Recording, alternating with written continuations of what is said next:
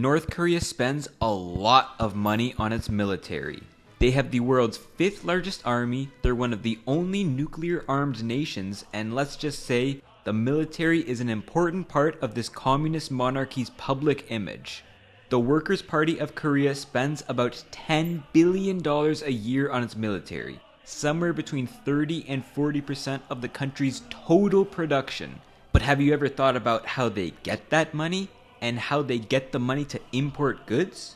It's a country with very few businesses to tax, and it's barred from most international trades through UN sanctions. So where does this cash come from? Well, it's the task of the infamous Office 39 to manage North Korea's foreign currency earnings and fundraise them any way they see fit. That has led to some quite bizarre ways for a government to raise revenue, including training hackers to steal cryptocurrency, peddling drugs, creating global restaurant chains, and sending spies to the casino. Here are some of the ways North Korea continues to fund its regime after being kicked out of the global economy. Riddle me this. Why can you be sent to a labor camp for buying pine mushrooms from a local seller? That's right, to monopolize their foreign currency earnings. Trade has been North Korea's lifeline for years, despite the government's official policy being that of juche, or self-reliance. Some of this is through crops which are primarily found in this region, like with those pine mushrooms or ginseng, and others are materials China needs to keep their industry going, mostly coal, iron, and electricity.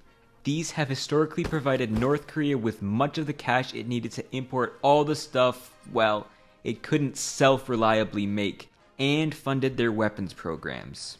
But Kim Jong-un may have flown a little too close to the sun, starting North Korea's now legendary nuclear weapons program, regularly testing new generation missiles and flaunting them in their military parades.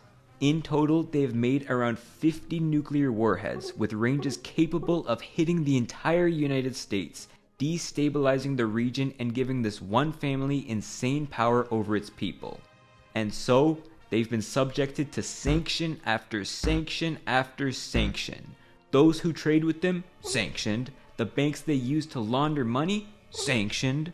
The worst have been from the UN Security Councils in 2017, when they voted to ban all exports of coal, iron, and seafood from North Korea, costing them over $1 billion a year in lost export earnings. Here were their exports to China before the sanctions, which by the way, makes up 95% of their total trade. Here they are after 2017, $2.5 billion to $300 million.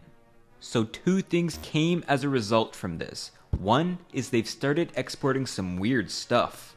In 2023, making up almost 60% of their exports were wigs, fake beards, and fake eyelashes. That's right, they sold $165 million worth of wigs to China along with non-sanctioned minerals like tungsten and molybdenum. Meanwhile, while they actually need the money, they imported over $2 billion of goods from them, including rice, fertilizer, and their number one import that year, human hair, $160 million of it. What's the point of using all this labor and resources to essentially just be China's wig factory and profiting only $5 million from it? The second thing to come out of sanctions is the fact that these trades haven't stopped, they've only slowed. Satellite imagery has shown North Korean cargo vessels full of coal sail out from ports like Nampo and return full of oil. To avoid being caught, ships carrying cargo to North Korea will travel out to barren waters and transfer their hulls ship to ship as many as 3 different times to eventually end up on North Korean flagged vessels. The money then flows through their networks of subsidiaries and shell companies through shady Hong Kong and Macau businessmen's financial networks, and as a result, North Korea has ended up breaking its sanctions every year since they were imposed. Despite being so closed off, North Korea has allowed select cities to be relatively more open as a way to attract foreign investment to the country. Since the collapse of the Soviet Union, they've opened 29 of these development zones. The biggest and best is the Rason Economic and Trade Zone on the northeast border with Russia. This little enclave has a few one-of-a-kind things found in North Korea, like Golden Triangle Bank, the only place you can get a debit card in the country, its own mobile network, a casino, and the Rason International Trade Fair. That's right, North Korea's very own international market from international destinations like China and Russia. To be honest, this fair is more of a place for Chinese business leaders to network with Korean central planners. So from its opening in 1991 to the 2010s, it's estimated that Rason has attracted around $150 million to the region, or about $5 million a year. And just look at this website. There's attractions like the fair, the textile factory, the Russo-Korean Friendship Bridge, and the tri-border area. Who wouldn't want to visit? There are other zones open for international money too, ones that have been a little more successful in attracting tourists besides Russian gamblers. Take the Mount Kumgang tourist region for example. It opened in 2002 as a joint zone between North and South Korea to accommodate all the South Korean tourists who are coming up to see the mountains. Taken on as an investment by the Hyundai Group, nearly 2 million ended up visiting the area. Until the South Korean government banned tourists from going in 2008 after one of their citizens was shot and killed by the North Korean army. It was officially closed by the North in 2024 after dismantling its resort's facilities. There's also the Kaesong Industrial Complex, which on the border with the South was another joint investment between the two countries. The South Korean government developed much of the infrastructure the complex needed and even gave the firms who opened there perks like low interest loans and state subsidies to incentivize peace between the countries. At its peak, it produced around $560 million worth of goods a year, but it shut down in 2016 after a North Korean missile test. And although their foreign investment crashed after sanctions, losing what seemed to be a steady income of around $100 million a year, that hasn't stopped Kim from dreaming big. He's recently been spotted on a new beach resort taking pictures with his daughter, the presumed next supreme leader. Who knows, maybe this one won't end up being a complete failure. With sanctions cutting into most of their export revenue, Office 39 has been known to get into some quite sketchy lines of business to raise the money the country needs for its roughly $2 billion trade deficits. In recent years, the most lucrative way to do this has been to find computer-oriented thinkers at army schools, send them off to training schools in the Asian tech world, and have them commit various cybercrimes. North Korea deploys their so-called IT warriors across its networks in Russia, China, and Laos, each of which can earn up to $300,000 a year. Back in 2014, the warriors hacked Sony and extorted their executives with the threat of leaking internal documents over the release of the interview. Oh, excuse me. Did you just shart? It got a little more serious when they hacked the Bangladeshi central bank in 2016, draining around $950 million of reserves. To launder it through their web of Macau-based banks, it's reported that North Korean agents had to sit in casinos for weeks playing baccarat with the stolen money to clean it. That hard work was for nothing though. Over 90% of the money was returned, which has led more modern agents to focus instead on cryptocurrency heists. Unlike digital bank reserves, which can often be swapped around and control Z'd if something goes wrong, if you move cryptocurrency, it is gone. In 2024, stealing crypto generated over $1.3 billion for the regime, with a UN report suggesting that about 40% of their nuclear weapons program is now funded by illicit cyber means. Out of all stolen cryptocurrency in 2024, Chainalysis estimated that 60% of it was taken by North Korean agents. 60% of all cryptocurrency-based crime done by North Korea used to fund its nukes and missiles. What a world. The problem's not getting any better either. In the past few years, they've stolen $41 million from Stake.com, around $305 million from the DMM Bitcoin exchange, shutting it down, and their best work yet, $620 million from Axie Infinity Players, an online game which seems to be like a mix between Pokemon and NFTs.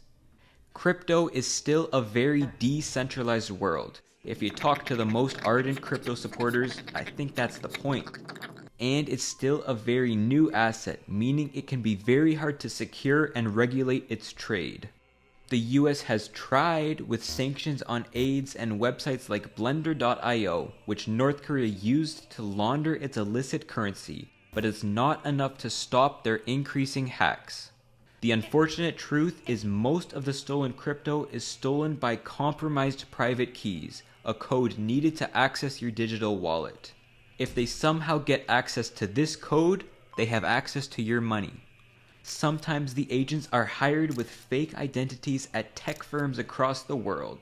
Sometimes they conspire with Americans to install remote work software on company laptops. Their favorite way to do this seems to be disguising themselves as job recruiters and targeting employees who have access to their company's private keys. You'll get a nice job offer on LinkedIn, copy the link they send you to your GitHub page, and boom, you're compromised. $300 million gone. So if any of you watching are senior software engineers with access to a decently sized company's cryptocurrency wallet, maybe take your job offers in person. Crypto is their new moneymaker, but they've been sanctioned in the past and have historically run some other lucrative crime rings. One of the more famous is their US dollar counterfeits. Back in the 80s, North Korea designed and distributed a near-perfect replica of American $100 bills, smuggling them over the border into China. Seniors at the Banco Delta Asia in Macau were complicit in laundering these fake supernotes, with North Korea collecting about $15 to $25 million a year from this scheme. That was enough to help them buy luxuries during the 1980s downturn, but not enough to mess with America's monetary system like they may have hoped. In 1996, the Treasury shut down the operation once and for all by redesigning the $100 bill to prevent future supernotes. So hey, it did get the US government stressing at least a little bit. One State Department official said that if North Korea put the same quality into conventional export goods as they did in replicating the $100 bill, there's no doubt that they could have been an industrial powerhouse by now. What about a narco state? Since the 1970s, many diplomats have been arrested for smuggling and distributing drugs on the streets through North Korean embassies. Diplomatic mail is immune to search and seizure, so they've been suspected to carry drugs like opium and meth, as well as other shady things like guns and gold. To push these, there's been a statewide program to manufacture these drugs and export them for cash. Many embassies even had quotas of how many drugs they needed to sell. At its height, this empire possibly made up to $700 million a year. But since the 2000s, many of the state-sponsored laboratories have been defunded, leaving the country with many small labs and a surplus of people who knew how to make meth. Without the state assistance, these people have instead manufactured and sold them to the domestic market, with opiates and amphetamines now seen by many as alternative medicines in the country, since many lack access to proper medicine and healthcare.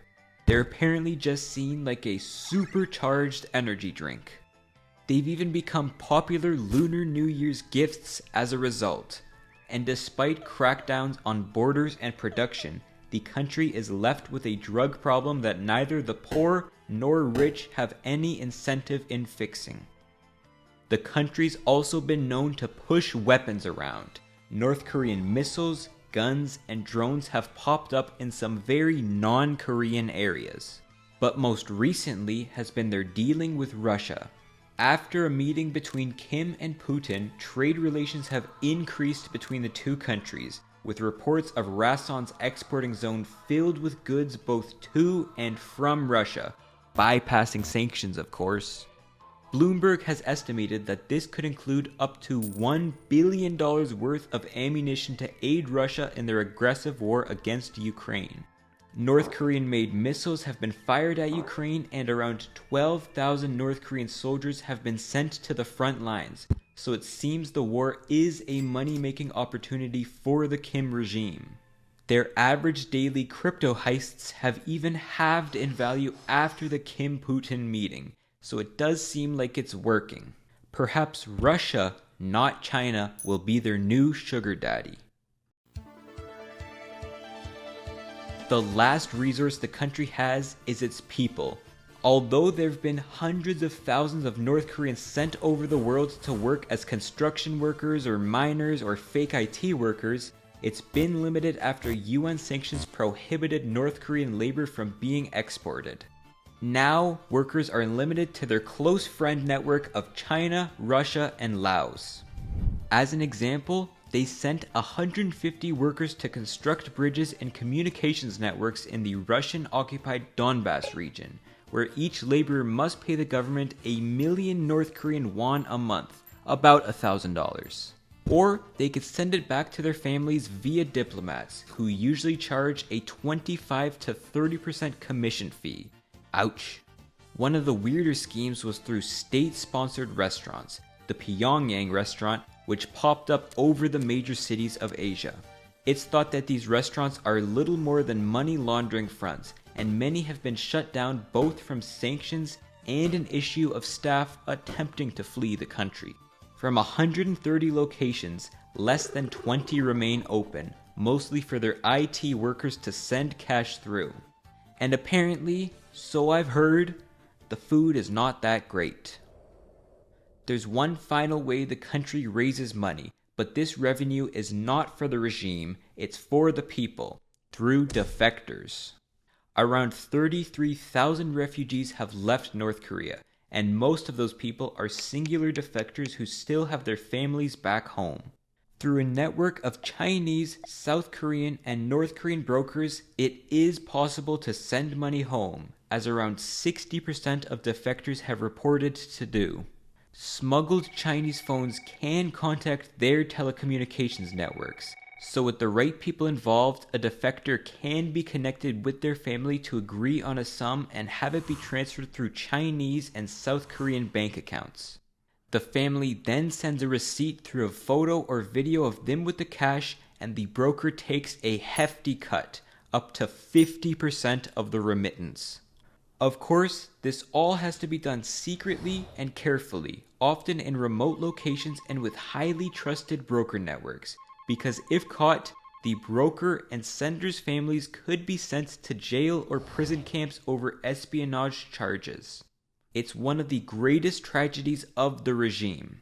While Office 39 agents are tasked with raising billions of dollars of revenue through mainly illegal means to fund the state's weapons programs, ordinary people have to risk their safety just to receive money from their family. The rough amount of money it takes to feed a family of 3 for a year, the money the state can send you to prison camp for subverting its foreign exchange monopoly? Only $400.